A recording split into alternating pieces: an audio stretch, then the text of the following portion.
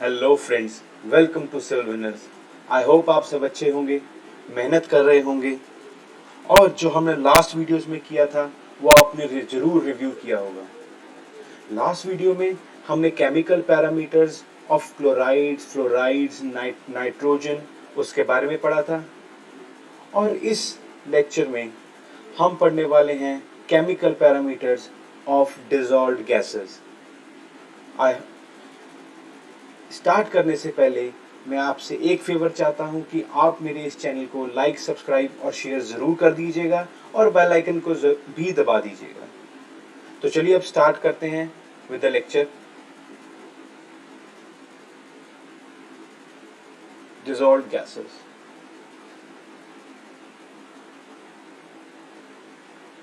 Dissolved gases, देखिए इसमें सबसे पहले हम जो करने वाले हैं वो है बहुत ही main, that is CH4। Gases जो है तो बहुत सारी, बट मैं आपको वो सारी मेन जो इम्पोर्टेंट है कंपैरेटिव एग्जाम्स के लिए वो सारी गैसेस की उनकी प्रॉपर्टी उसके बारे में मैं आपको सारा डिटेल में समझा दूंगा, ठीक है। और जो मैं पॉइंट्स करवा रहा हूँ वो अपने मन में बिठा लीजिएगा, याद रखिएगा, ठीक है। देखिए अब मीथेन की बात करते हैं। मीथेन का एक मेन पॉइंट आता है कि it is produced by anaerobic decomposition.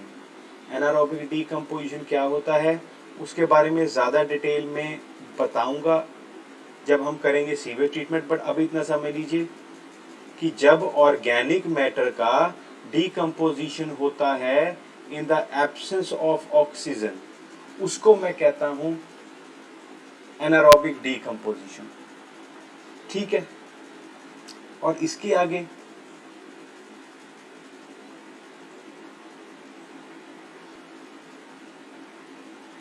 अब इसके आगे आता है किसी कंसंट्रेशन। देखिए जब मैंने बोला है कि एनारोबिक डीकम्पोजिशन हो रही है जो ऑक्सीजन की एब्सेंस में होती है, इसका मतलब कि जहां पे CH4 मीथेन की कंसंट्रेशन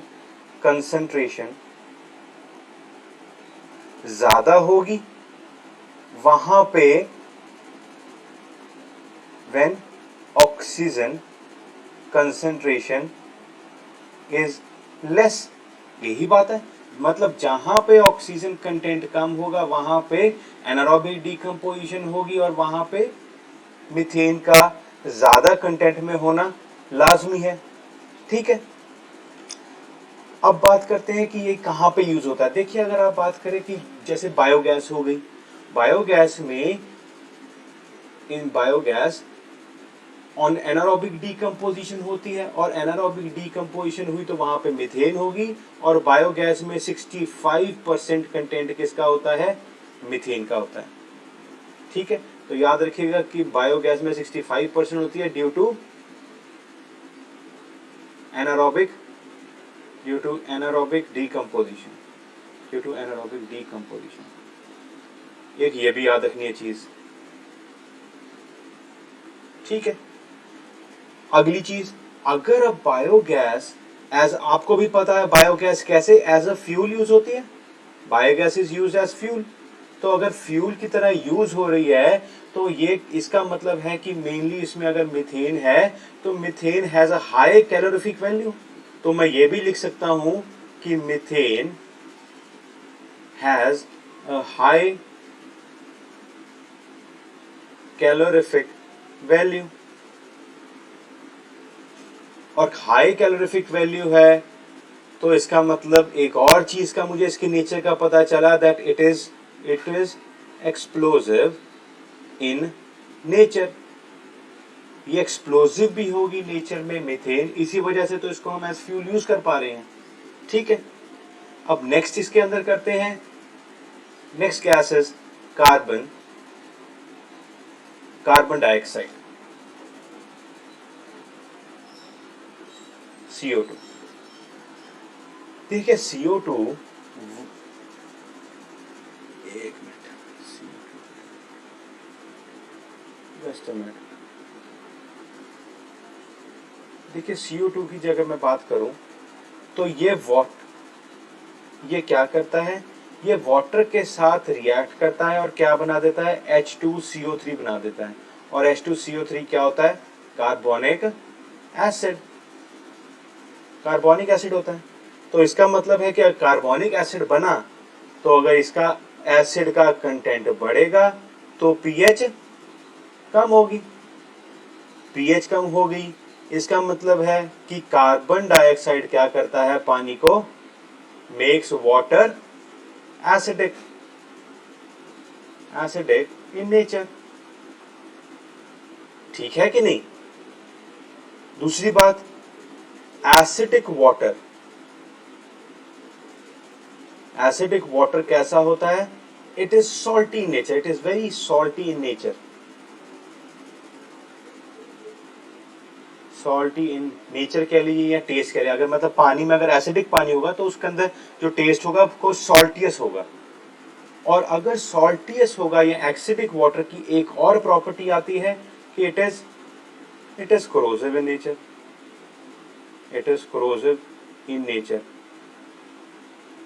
और इसके बारे में एक चीज बता दूं, ये कोरोसिव क्यों होता है, बिकॉज आपने कभी देखा होगा कि एसिड अटैक्स के रिगार्डिंग सुना होगा। तो वो क्या होता है, स्किन के ऊपर जब एसिड गिरता है तो क्या होता है, ऑक्सीडेशन हो जाती है स्किन की। तो it means it is corrosive in nature due to oxidation process.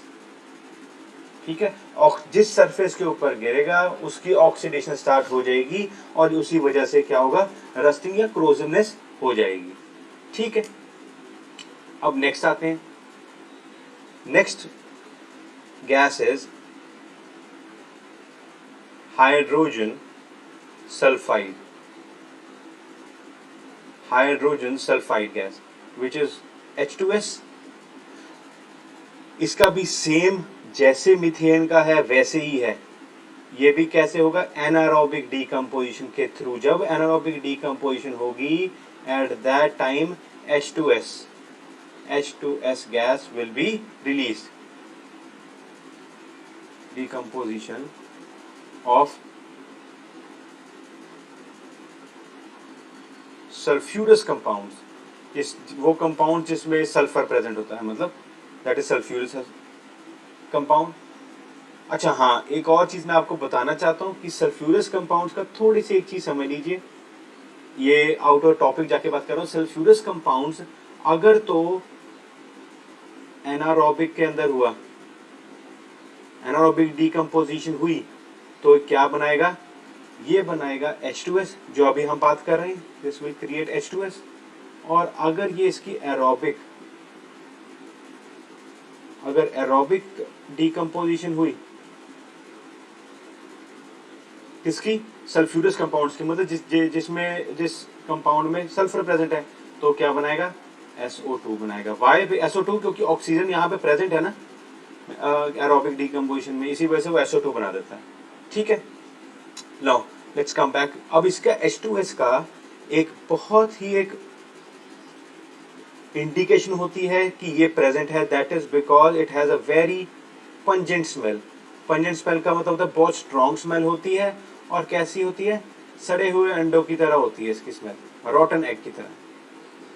ठीक है, और एक लास्ट इसका एक पॉइंट जो जरूरी पॉइंट है, दैट इज कि इफ एक्सपोज, अगर इसको बहुत इतनी स्ट्रॉन्ग स्मेल होती है कि अगर बहुत देर तक हमने इसको सूंघ लिया या एक्सपोज रह गए तो स्मेलिंग एबिलिटी खत्म हो जाती है या रिड्यूस हो जाती है। स्मेलिंग एबिलिटी रिड्यूसेस और वैनिशेस, इसके अंदर ये याद रखिएगा। ठीक है, ये तो हो गए हमने केमिकल पैरामीटर्स ऑफ गैसेस और कंपाउंड्स, मेटल, सब कुछ हम पहले कर चुके हैं। सो नाउ केमिकल पैरामीटर्स का टॉपिक खत्म हुआ। नाउ वील स्टार्ट, अब आगे करते हैं बायोलॉजिकल पैरामीटर। देखिए अब बात करते हैं बायोलॉजिकल पैरामीटर्स की। बायोलॉजिकल पैरामीटर्स में बायोलॉजिकल पैरामीटर्स, ये बायोलॉजिकल पैरामीटर्स में मेनली क्या आते हैं, बायोलॉजी जहां पे आ गई वहां पे लिविंग थिंग्स आ गए। लिविंग थिंग जैसे ह्यूमंस, माइक्रोब्स, एनिमल्स, प्लांट, सब कुछ आ जाएगा। बट यहाँ पे बात हो रही है वाटर सप्लाई की, तो वाटर सप्लाई की बात हो रही है तो मैं किसकी बात करूंगा, मैं सिर्फ और सिर्फ यहाँ पे बात करूंगा माइक्रोब्स की, माइक्रोब्स की। अब माइक्रोब्स भी कौन से, वो माइक्रोब्स जो ह्यूमंस के लिए डेंजरस हैं, और वो कौन से होते हैं, दोज आर पैथोजेंस। ठीक है, सो मेनली हम स्टडी करेंगे पैथोजेंस के बारे में।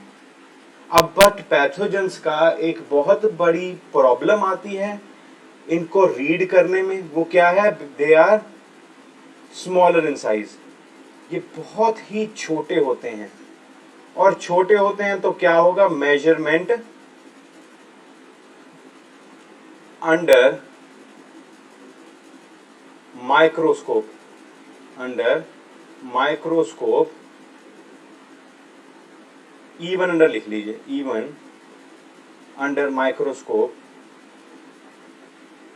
Becomes difficult. तो इसको क्या, अब इसका क्या सॉल्यूशन निकालें कि अगर मैंने माइक्रोस्कोप भी यूज कर लिया तब भी मुझे इसके नंबर का, पैथोजेंस का अमाउंट पता नहीं चल रहा।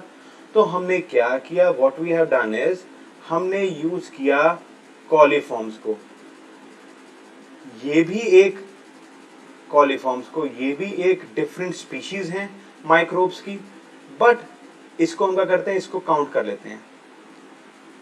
बट इसकी कुछ प्रॉपर्टीज हैं जिसकी वजह से हम कॉलीफॉर्म्स को कैलकुलेट या इसको काउंट करना प्रेफर करते हैं एज कंपेयर टू पैथोजेंस। उसका पहला रीजन क्या है, they are bigger in size. अगर बिगर इन साइज है तो इसका मतलब है कि इसको काउंट करना इजी होगा, दूसरे माइक्रोस्कोप में दिख भी सकेगा ये। दूसरा है कि दे ग्रो, कौन से कॉलीफॉर्म्स ग्रो इन सेम कंडीशंस, ये बड़ा इंपॉर्टेंट पॉइंट है। सेम कंडीशंस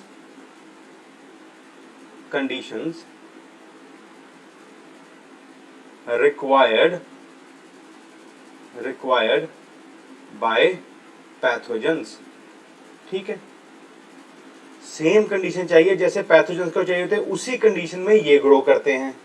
और थर्ड है, विच इज अंडरस्टैंडिंग के लिए बहुत ज्यादा जरूरी है, वो ये कि coliforms live longer as they have higher capability to survive,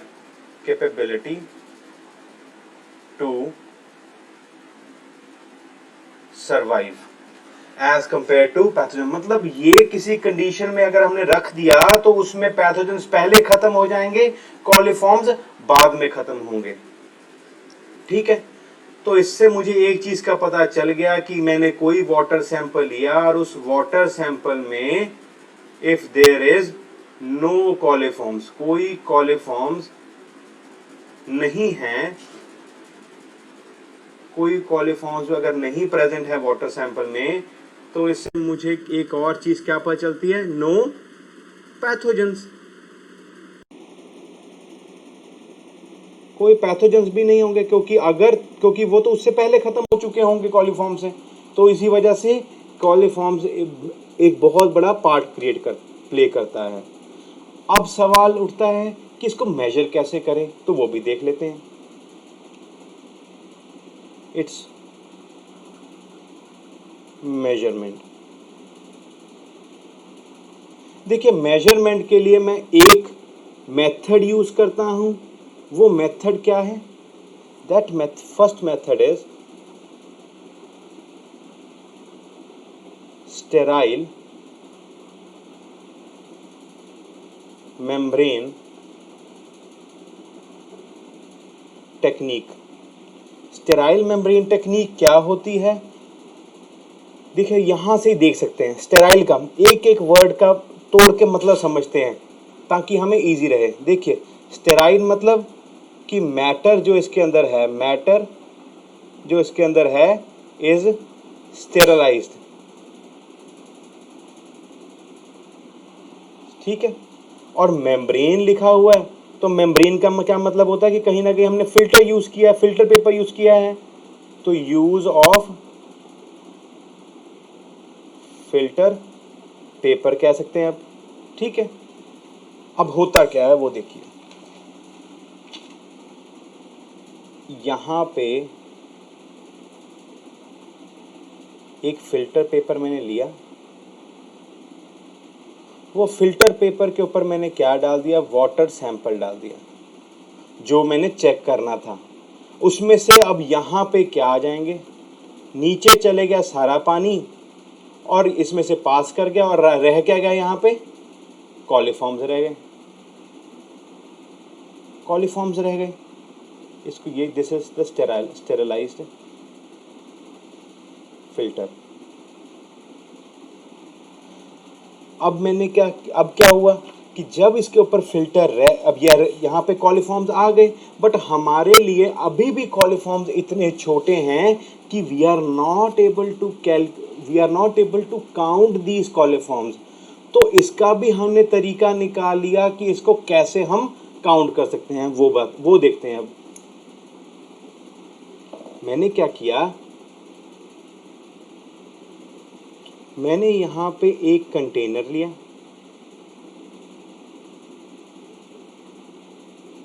उस कंटेनर में यहाँ तक पानी है, इस कंटेनर में सॉल्यूशन है, उसमें मैंने एक चीज़ डाल दी है that is called M endo medium. M endo medium, ये एम एंडोमीडियम क्या है, this acts as a nutrient for coliforms, nutrient for coliforms है।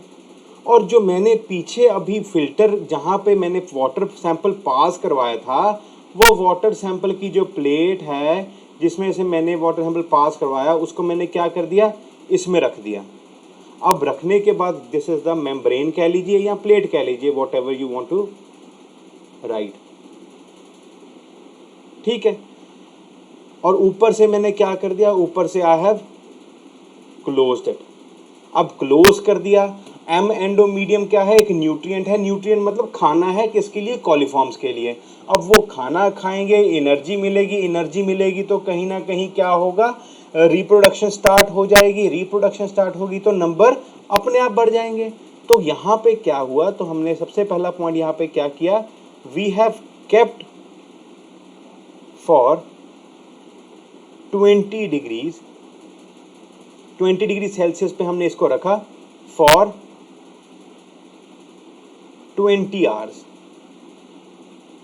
फॉर 20 आवर्स हमने इसको इंक्यूबेशन में रखा। इंक्यूबेशन का क्या मतलब कि हमने इसको बिल्कुल अलग रख दिया, ना सनलाइट ना कुछ और, सिर्फ अलग रख दिया इसको 20 डिग्री पे 20 घंटे के लिए। After this count the colonies of coliform. हमने उसके बाद क्या किया, हमने कैलकुलेट कर दिया कॉलीफॉर्म की कॉलोनीज को, क्योंकि अब वो बढ़ गए होंगे, ग्रुप्स में हो गए होंगे, साइज ज़्यादा हो गया होगा, जिसलिए हमें उनकी काउंटिंग पॉसिबल होगी इसी वजह से। ठीक है, बट ये एप्रोप्रिएट मेथड नहीं बनता, वाई, उसके बारे में बात करते हैं। But it is not an appropriate method. Appropriate method why, because जब मैं इसको कॉलीफॉर्म कॉलोनीज बना भी दी, तब भी मैं श्योरिटी से नहीं कह सकता कि हाँ इतने नंबर ऑफ कॉलीफॉर्म्स ही प्रेजेंट हैं। इसी वजह से इस मेथड का हमने उतना नहीं यूज करते, because it is an approximate method. जो एग्जैक्ट मेथड है या बेटर मेथड है उसकी बात करते हैं। फिर वो दूसरा मेथड क्या है, that method is MPN technique. MPN technique को यहाँ पे एनपीएन का क्या मतलब है? मोस्ट प्रोबेबल नंबर, और इसको एक और नाम से बोला जाता है, that is multiple fermentation test. अब देखिए होता क्या है, मैंने यहाँ पे एक टेस्ट ट्यूब ली, एक और टेस्ट ट्यूब ली और एक और टेस्ट ट्यूब ली। ये असल में हमने ली हैं 15 टेस्ट ट्यूब्स, बट हमने उनके डिफरेंट सेट बना लिए। ये है फर्स्ट सेट, ये है सेकंड सेट और ये है थर्ड सेट। इसको हमने क्या किया, ऊपर से बंद कर देते हैं, पर वो बंद बताता हूं कब करना है हमने। इसके अंदर हमने फर्स्ट सैंपल रखा, फर्स्ट सैंपल में कितनी ट्यूब्स हैं? 5 ट्यूब्स हैं। सेकंड में भी कितनी ट्यूब्स हैं? 5 ट्यूब्स हैं। और थर्ड में भी कितनी है? 5 ट्यूब्स हैं। मतलब हमने इक्वली बांट दिया हर एक सेट में। पहले जो सेट है उसमें मैंने रखा 10 ml ऑफ वाटर सैंपल, दूसरे में मैंने 1 ml ऑफ वाटर सैंपल रखा और तीसरे में 0.1 ml वाटर सैंपल रखा। तो इसका मतलब है मैं यहाँ तक भर दिया, दूसरे मैंने कहीं यहाँ तक 1 ml और इसमें इतना भरा हुआ है। इन टेस्ट ट्यूब की जो कैपेसिटी है वो है 100 ml तक की कैपेसिटी, ठीक है। बट इसको हमने बंद, वाटर सैंपल को बंद करने, टेस्ट ट्यूब्स को बंद करने से पहले हमने इन सारे तीनों सेट या 15 की 15 ट्यूब्स में एक और चीज ऐड की, that is called lactose broth. Lactose broth क्या होता है? जैसे ऊपर हमने एम एंडो मीडियम था वो कहता वो भी खाना था, उसी तरीके से यहाँ पे कौन सा खाना यूज हुआ है? Lactose broth is the nutrient for the coliforms used in this method, ठीक है। और हमने इसको क्या कर दिया, what we have done is we have incubated them, incubated for 48 hours, 48 घंटे तक हमने इनको इंक्यूबेट कर दिया एट 37 डिग्री सेल्सियस, 37 डिग्री पे इंक्यूबेट कर दिया। अब होता क्या है कि यहाँ पे जो कॉम्प्लेक्स ऑर्गेनिक मैटर है, कॉम्प्लेक्स ऑर्गेनिक मैटर है, वो मैटर कौन सा है कॉम्प्लेक्स वाला? लैक्टोस ब्रॉथ ही तो है।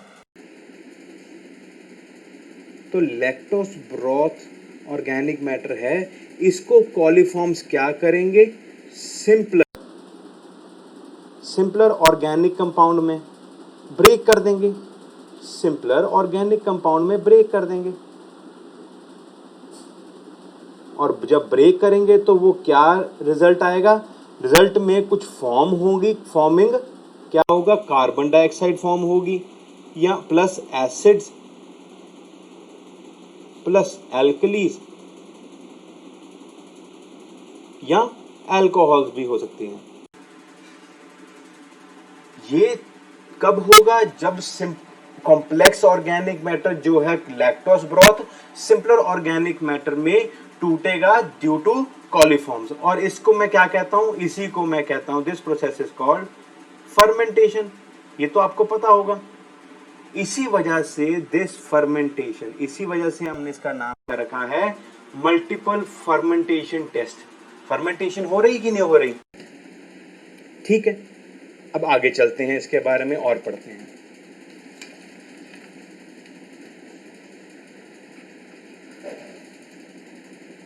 जब carbon dioxide, acids, alcohols produce हो गए तो इसका क्या मतलब है? इससे मुझे ये पता चल गया कि हाँ, कॉलीफॉर्म्स प्रेजेंट हैं, तभी तो वो कार्बन डाइऑक्साइड, अल्कोहल्स, एसिड्स बन पा रहे हैं। अदरवाइज उन्होंने वहाँ पे लैक्टोस ब्रॉथ अगर प्रेजेंट ना होते तो लैक्टोस ब्रॉथ की फर्मेंटेशन होनी ही नहीं थी।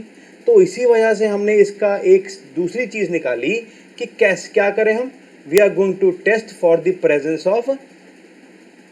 Of acids, alcohols, carbon dioxide in these tubes, ठीक है, इन दीज ट्यूब्स। तो इसके लिए हमने क्या किया, देखिए हर एक सेट में 5-5 ट्यूब्स थी और उन 5 ट्यूब्स को हमने चेक किया आफ्टर इंक्यूबेटिंग देम, कितनी देर, 48 घंटे तक 37 डिग्री सेल्सियस पे हमने इंक्यूबेट करने के बाद चेक किया। और ये क्या चेक किया, पॉजिटिव रिजल्ट चेक किए कि उनमें से कितनों में प्रेजेंस पता चली कि हाँ अल्कोहल्स, कार्बन डाइऑक्साइड या एसिड्स की प्रेजेंस आई है। और अगर प्रेजेंस आ गई तो मैं उसको क्या कह दूंगा, पॉजिटिव रिजल्ट्स कह देंगे। तो लेट्स टेक एन एग्जांपल, मैंने क्या दिया, जो पहला सेट था उसमें 5 ट्यूब में से 3 ट्यूब्स में पॉजिटिव रिजल्ट्स आ गए, मतलब प्रेजेंस मुझे इनकी मिल गई। सेकंड सेट में 2 आ गए, तीसरे सेट में मुझे 3 टेस्ट ट्यूब्स में मिल गए, ठीक है। अगर फर्स्ट सेट में 3 टेस्ट ट्यूब्स में से 5 टेस्ट ट्यूब में से 3 टेस्ट ट्यूब में मुझे पॉजिटिव रिजल्ट मिल गया, तो इसका मतलब है मुझे नेगेटिव रिजल्ट्स कितने मिले, 5 में से 3 में पॉजिटिव आया, दूसरे कितने रह गए, 2 रह गए। उसी तरीके से सेकंड सेट में 5 में से 2 में पॉजिटिव आया, तो यहाँ से 3 नेगेटिव आ गए। थर्ड सेट में 3 में पॉजिटिव आया, तो रिमेनिंग 2 में नेगेटिव आ गया। तो क्वेश्चन, रिमेंबर दिस, इसमें एक बात याद रखनी है कि जो कॉम्बिनेशन हमें कैलकुलेट करना है, कॉम्बिनेशन ऑफ पॉजिटिव रिजल्ट्स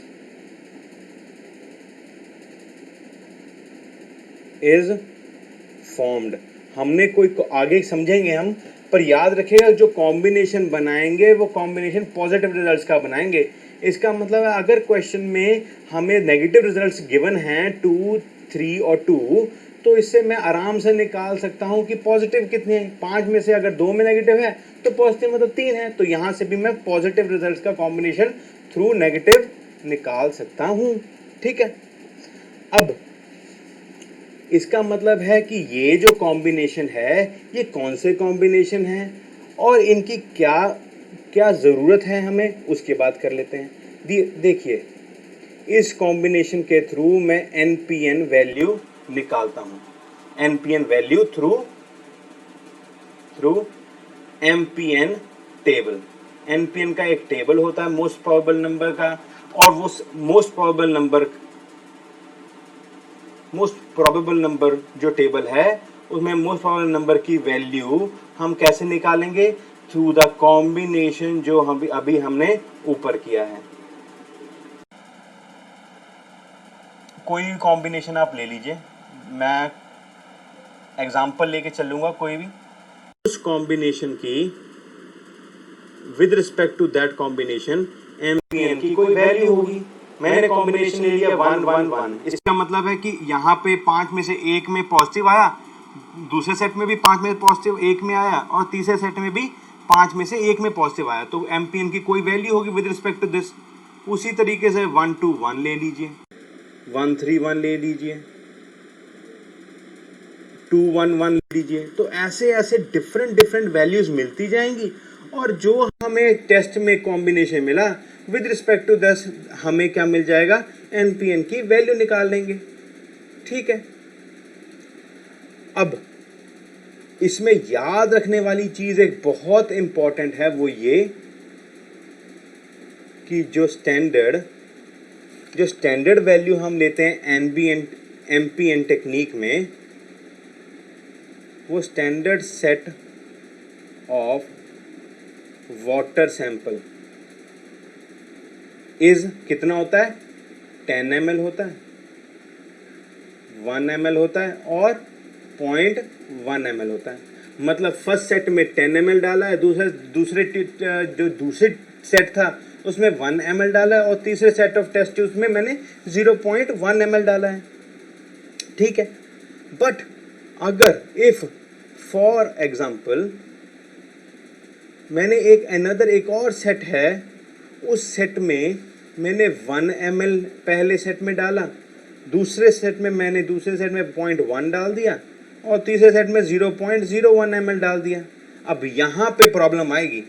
तो यहाँ इसका मतलब क्या है कि जो मैंने सेट अभी लिया, दिस सेट की वैल्यू 10 टाइम्स लेस है किससे, वाटर सैंपल की, 10 गुना ही कम है, क्योंकि यहाँ पे 1 ml है और हम स्टैंडर्ड लेते कितना, 10 ml लेते हैं, तो 10 गुना वैल्यू कम ली मैंने वाटर सैंपल की।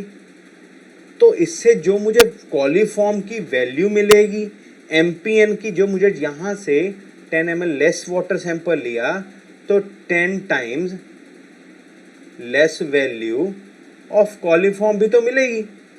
और अगर कॉलीफॉर्म की वैल्यू कम मिली तो इससे मुझे NPN की वैल्यू भी 10 गुना कम मिलेगी। इसी वजह से जो NPN की स्टैंडर्ड वैल्यू होती है उसको निकालने के लिए मैं क्या करूँगा, अगर कम वैल्यू का वाटर